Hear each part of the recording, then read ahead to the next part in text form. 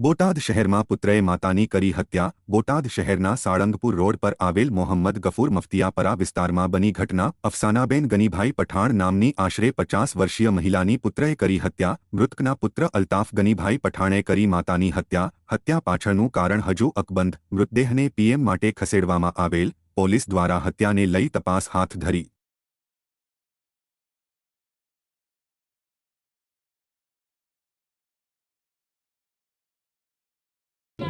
ઉપાધિ નહીં કરે।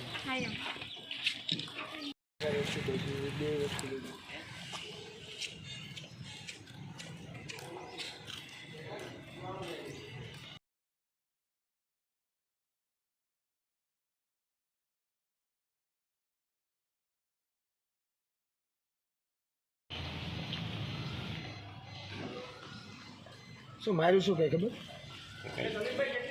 આવી ગયું આ છોકરાને ઘેર જ નથી।